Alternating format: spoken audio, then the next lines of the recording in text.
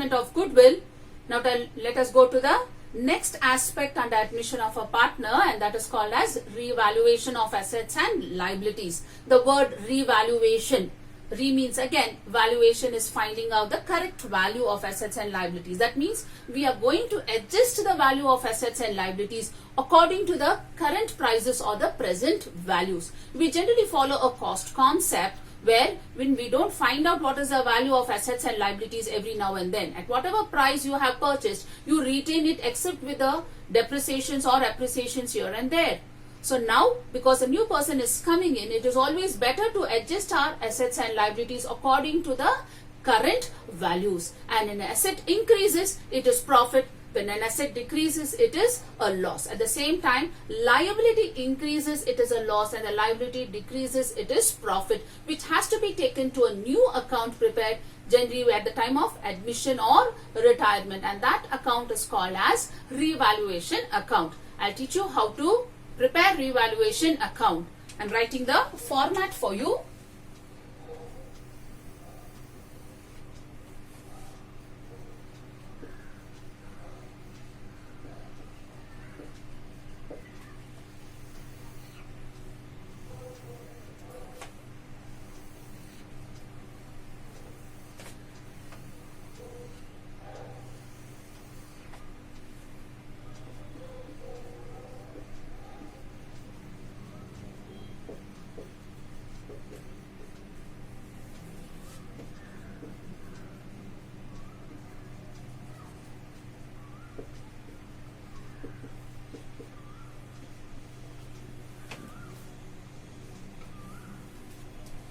Revaluation account is a nominal account.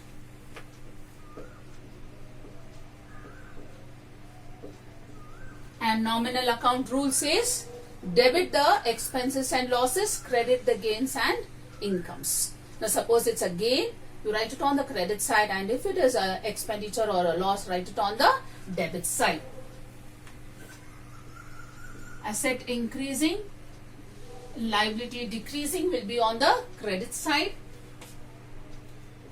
Asset decreasing, liability increasing will be on the debit side. So that means the depreciations on assets has to be taken on the debit side. Appreciations on the assets has to be taken on the credit side. Bad debts has to be taken on the debit side. Whereas PBD, if it increases, it's a loss, it will be on the debit side. PBD decreasing, its profit will go to the credit side. And at the time of admission, in case there are any outstanding or no unrecorded assets, unrecorded liabilities, or any incomes which is outstanding, any expenses which is outstanding has to be recorded.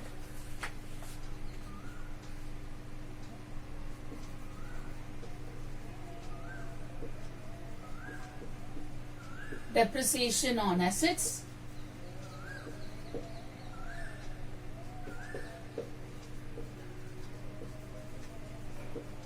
to bad debts,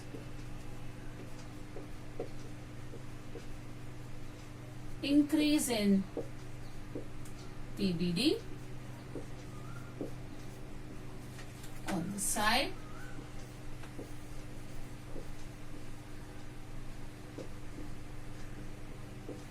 appreciation on assets,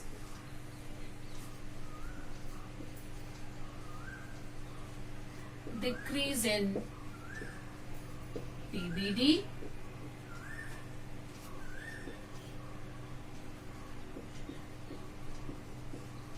discount or unclaimed creditors or bills payable.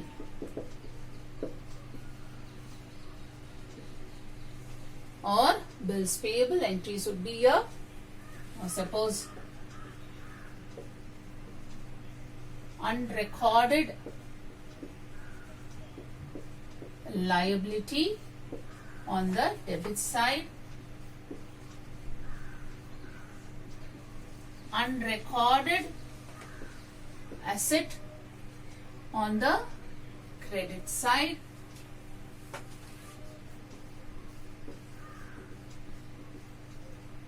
outstanding expenses.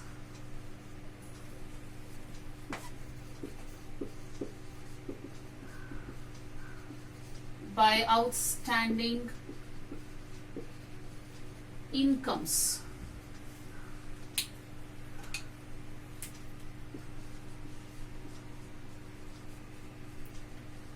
Prepaid expenses is a gain, and income received in advance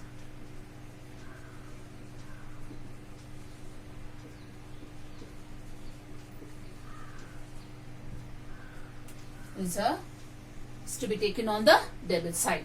After this, we have to balance whichever side is more. You know how to balance the accounts. The side which is more, you write the amounts. So if the credit side is more than the debit side, it is called as revaluation profit. If the debit side is more than the credit side, it is called as revaluation loss. I just assume that it is a loss. We transfer it only to the old partners capital account.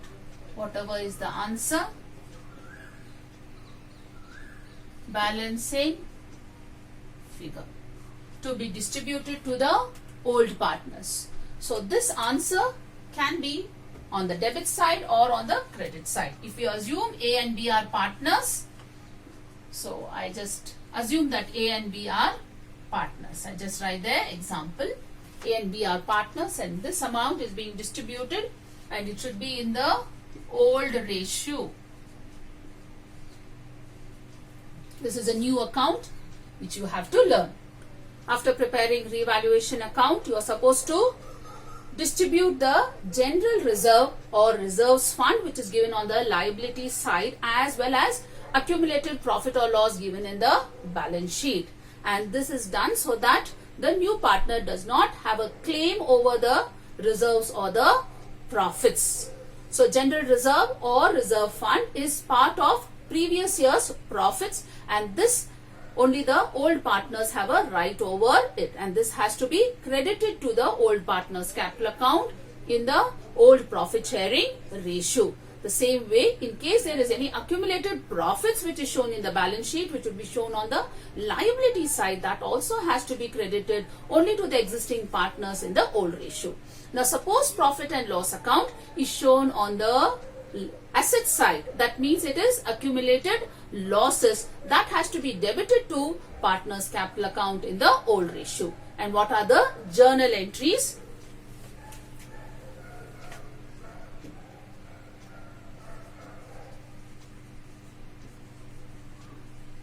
General reserve account debited,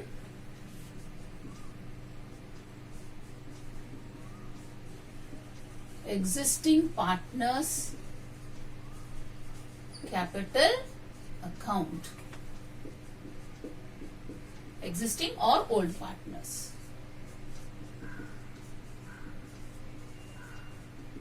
Distribution of reserves or reserve fund or reserve fund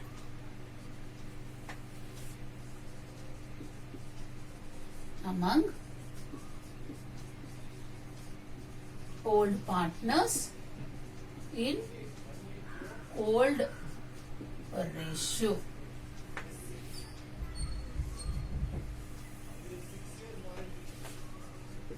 Now suppose it is accumulated profits, that also has to be credited to partners capital account. Profit and loss account debited to existing partners capital account.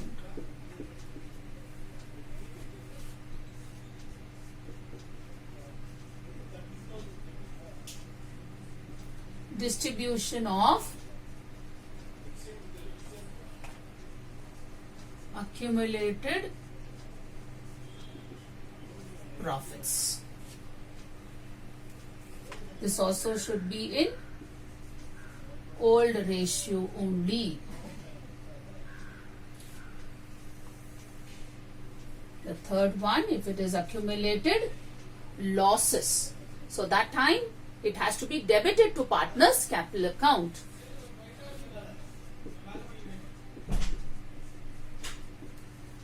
Existing partner capital account debited to profit and loss account.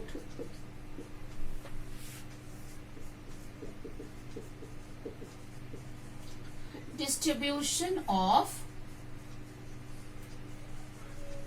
accumulated losses, again in old ratio. Now these are the entries for distribution of the reserves or the general reserves and accumulated profits or losses.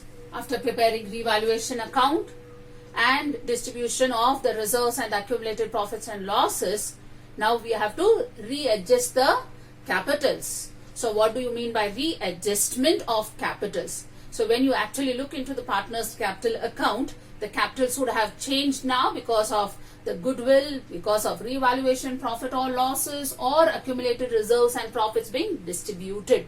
And when the new partner comes in, his capital is on his capital basis, we adjust the capitals of the existing partners so that they don't have any problems in the future. That in the sense, we equalize the profit sharing ratio and the capitals. So when the capital ratio and the profit sharing ratio is the same, this will avoid misunderstandings in the future among the partners. So in case the partner's capital, there is a deficiency, the new partner, the existing partners may have to bring in extra capital. And in case there is a surplus, the existing partners have to withdraw the capital and adjust it according to the new profit sharing ratio, so that the capital ratio as well as the new profit sharing ratio is the same. I'll just teach you with an example.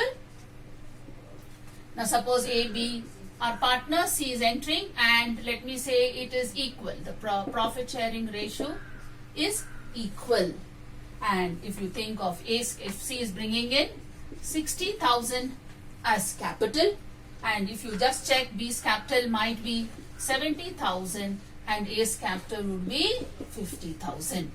And in case the ratio is the same, and here C's capital is 60,000. To make A and B's capital as 60,000, B has to withdraw 10,000 and make it 60,000, whereas A has to bring in 10,000 and make it 60,000, so that the capitals are the same. So when the capital is the same and the profit sharing ratio is the same, it will avoid no conflicts in the future. So this is called as deficiency, whereas this is called as surplus, and by this they adjust their capitals according to the new partner's capital. And after completing this, there will be a balance sheet which is prepared along with the correct value of assets and liabilities. And by then, C is already entered or the new person is coming in. And when you look into the liability side, it will have the capital of all the partners, including the new partner. For the problems, you have to wait for the next video.